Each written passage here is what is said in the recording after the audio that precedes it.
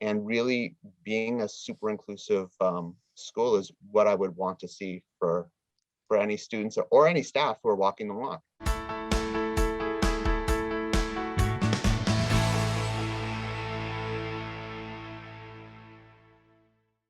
I'm Glenn Herbert, and I'm an editor with Our Kids. We're speaking with insiders from Canada's leading private schools to gain insights into their programs, culture, traditions, and leadership.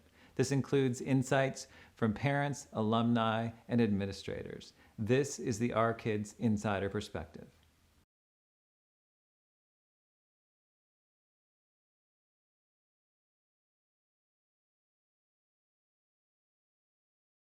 I love that every day it's something different. There's always new things coming up. I really enjoy spending time with the students. I get to, see them in the hallway, pop into their classrooms, see them at recess. We've got such a wonderful group of students. And then interacting with our staff is just such a phenomenal piece as well. We've got such talented teachers, and just watching them teach and interact with the students, support them, it's always impressive.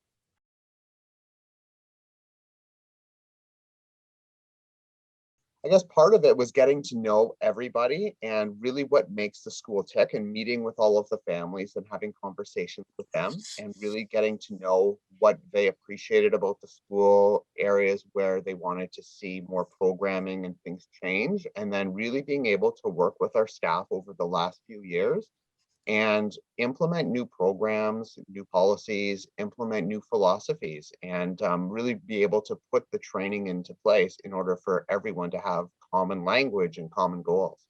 We're constantly in a state of change, and I think that's what progressive education is. And I know one of the sections, for instance, on our website talks about progressive programs. And really, I think being progressive is what's necessary in today's day and age, and not just looking at the academic skills anymore, but supporting all of the social emotional pieces, supporting all of the executive functioning, those things that were the soft skills once really aren't the soft skills of education anymore. We need those to be successful in life.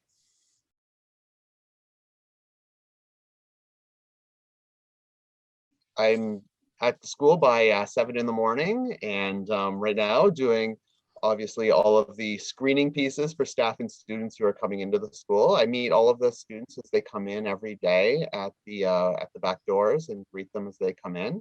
And then I'm always outside for at least one, if not two, recess duties, interacting with students from various grades, often engaged in a game of ball tag or something else.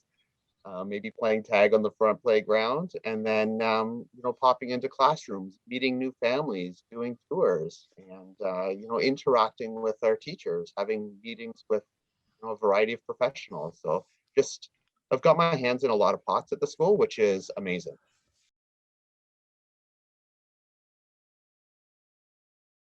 When they're joining us in kindergarten, they're still learning a lot of those pre-academic skills and those rudimentary skills for how to interact with each other and take turns and socialize and all of those pieces.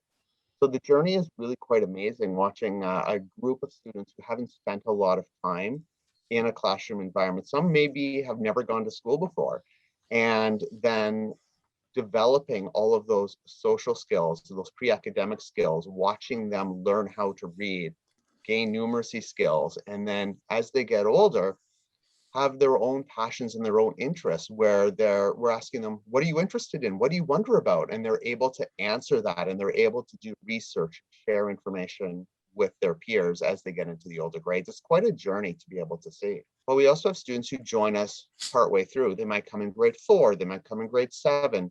And it's always fantastic to see their journey as well, because maybe they were in a public school, maybe they were in another private school, maybe they were being homeschooled, maybe they were, coming from somewhere far away, and their journey wasn't working for them in their previous environment. And then seeing things switch and seeing them feeling a sense of encouragement and accomplishment, that's an amazing thing to see as well.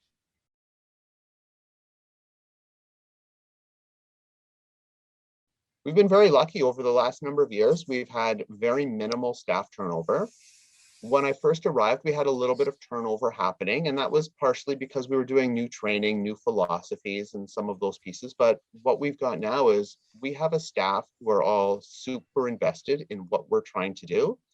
And it's very consistent, which is amazing. You need that consistency in your staff in order to really be able to follow the philosophy.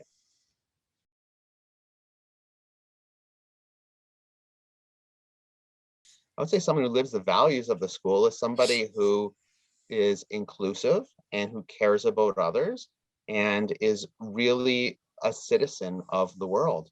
Um, Being inclusive is really one of the main things that we're trying for at the school. We have students from all walks of life, different ethnicities, different religions, lots of different academic profiles, lots of different, just learning profiles. And that's really who we are, is we're catering to lots of different students who might not fit the mold in other places. And really being a super inclusive school is what I would want to see for any students or any staff who are walking the walk. It's the use of common language and common philosophy, common training for the teachers. So the language that we use in a grade 2 classroom might be very similar to a grade 5 to a grade 7 classroom. So they know how we're going to approach learning. They know how we're going to approach social pieces. They know that they have choice in how they're going to show their work, right? Not everything is always you have to write it down and submit me your questions and answers. You might have a strength where you can build something. You might have a strength where you can stand up and talk to me about something. So you can follow those strengths and you can build on those as you go through our years at the school.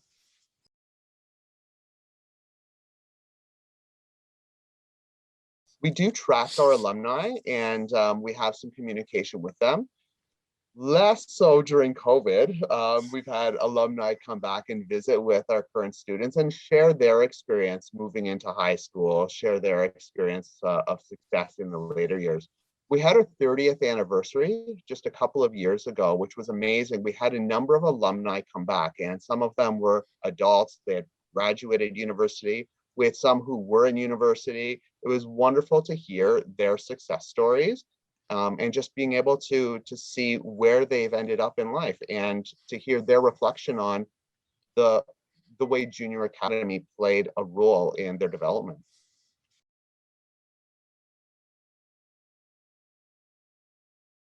I would say a student who doesn't always fit the mold in some of the other schools. So sometimes there's an attempt to put a square peg into a round hole, so to speak. The students who come to us, instead of putting the square peg in the round hole, we make that hole a square hole so that they fit in with the group. So really, when I earlier said that we have a variety of learning profiles, a variety of social profiles, all those kinds of things, and that's really the truth.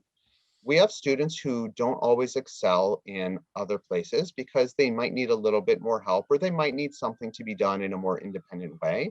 So with small class sizes, really well-trained teachers, and a general philosophy that we're working on the individual skills and strengths of each child, we're able to tailor things a little bit more towards those different students.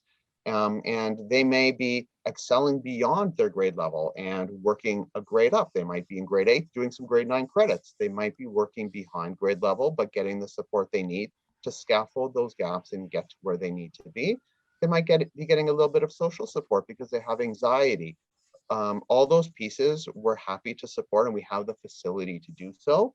So really those students who might not excel elsewhere do excel with us.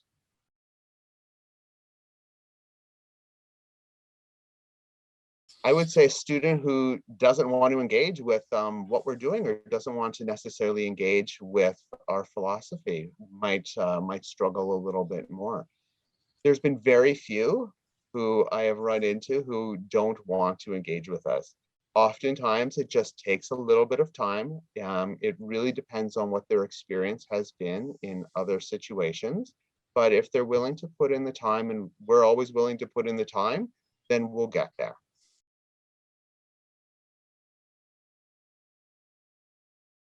I used the word inclusive before. I'm going to use that one again because I really think that defines our culture. It is a super inclusive culture where we do have students with lots of different backgrounds and learning profiles who all get along and interact with each other. And obviously in pre-COVID times, it looks a little bit different as well with different grades interacting. But really, it's the inclusive nature of the school that really defines who we are and just allows for so many magical things to happen under the roof. When we're looking at student profiles or learning profiles, we've got students who are working well above grade level, but they might also need a little bit of help with something else. So they might be excelling in math, but struggling in language. We might have students who have an ADHD diagnosis, students who have an ASD diagnosis, students with learning disabilities. We have a variety of programs at the school really that are designed to support those students. For some of those students who are a little bit further behind, they leave their class and they'll work with the special education teacher during some of our core time. We have some in-house tutoring that works during the school day. We have speech language pathologists. We have an in-house occupational therapist, a behavior therapist on site. So we've got a lot of services to support students who learn in a different way. And just the structure of our school day, everybody takes language at the same time. Everyone takes math, everyone takes science and social studies. So that allows a little bit of movement in those times. You can be in grade 4, but cognitively able to do grade 5 math. So you will just go to the grade 5 room and do math at that level. That's how we have grade 8s. We're doing some grade 9 credits. And there's also students who work in the opposite direction. They might be in grade 6, but struggling. So maybe they're doing a subject at a grade 5 level while we support them with tutoring, with other support pieces in order to bring their level up. Really what the essential piece is for students to feel encouraged and successful. And if we're able to have them feel encouraged and successful, then we're going to be able to stimulate that growth that we're looking for.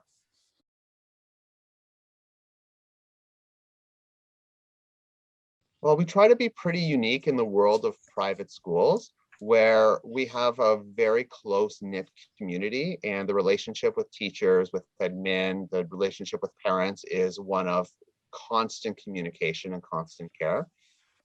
Parents are always welcome to come and chat with myself, chat with any members of the admin team, speak with the teachers. The teachers do an amazing job communicating with parents. We use a learning management system wherein every Friday, all of the teachers communicate with their parents and basically share, this is what we did this week, this is what's coming up next week, here's where your child is at. So there is that constant communication, so nothing ever comes as a surprise. And one of my messages always to staff is whenever there is a report card or whenever there is an assessment piece, nothing should ever be a surprise because you've got so much communication with moms and dads. They will always know where their child is at. And it's really important. Parents are making a very conscious choice to send a child to a private school. And they're making a very conscious choice to send them to a school like ours because they know that they want their child to receive service based on who they are and where they're at. So it's very important that they know exactly what is going on and how their child is growing.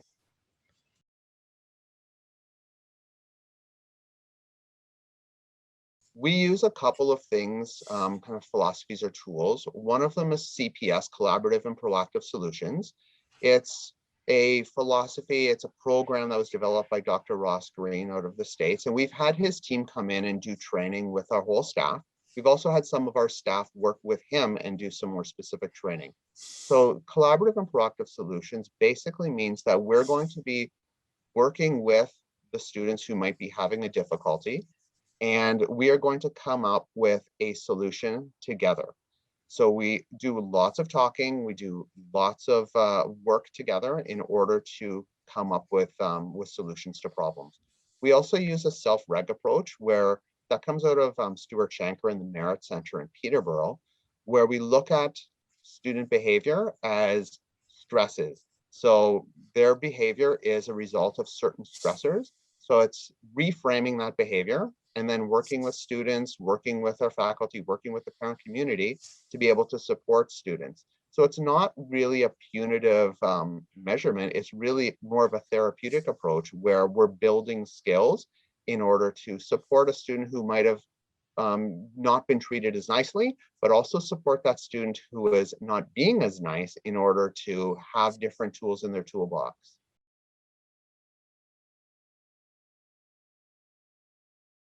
I would say it would be very warm, very encouraging, and I would say it would be very welcoming, would be three of the main ones that you would feel when you come into the school. everyone brings the warmth. So all of the staff have a very noticeable affinity for working with all of the students and develop a relationship where they're wanting to support all of the students. Everybody knows everyone else. We're a small school. We have 85 students in the whole school, plus our daycare. So a grade A teacher knows all of the kindergarten students. The kindergarten students know who the grade A teacher is.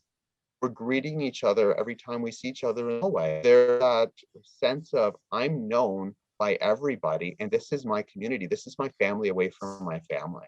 It's amazing having this nice small school where we can all grow together. When the school was started in 1988 by Diane Johnson, I think that was part of her goal as well, is to create a school that felt a little bit different. It really had that community, that family feel.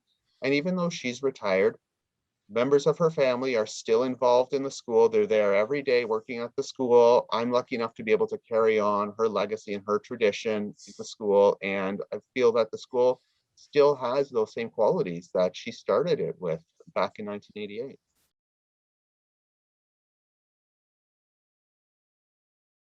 We have access to some wonderful space in and around Junior Academy, which is amazing. Across the street from us is the Canadian Film Center. And they have lovely grounds there, a beautiful field area that enters into a forest tract and a river system. So they've been super accommodating with us. We run a full outdoor education program using those grounds and using the ravine and the river system, the forest land there. So that is absolutely phenomenal. And that's been going on for the last number of years. And it's definitely a highlight for many of the students. We're really close to an arena just down the street from us. So we do skating lessons at the arena during non-COVID times. There's also baseball pitches, soccer pitches. So we're able to use that area around JA in order to really be able to have a variety of activities. It feeds into our club program, feeds into our sports program. We've been lucky. We've even been able to have some students head down to the Granite Club and do some curling there in years past. They've welcomed us to do that, which has been amazing. And then obviously we're in the heart of Toronto, so we're close to tons of different things. That might mean taking a field trip to the Science Center or to the ROM or going to the Brickworks. We can access a lot of that on public transit with the older students or a quick bus ride with our younger guys.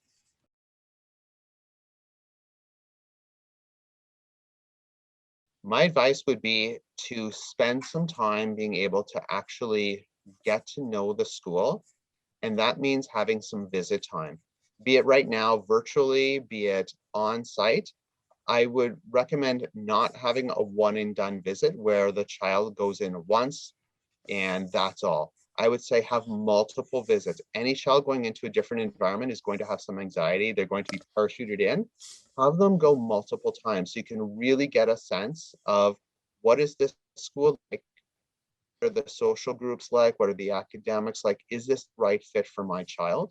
And make sure that the school wants to do that, wants to have multiple visits and really get to know your child as well, because you want to know that that school is going to program appropriately for your child and that it's going to be a fit in September.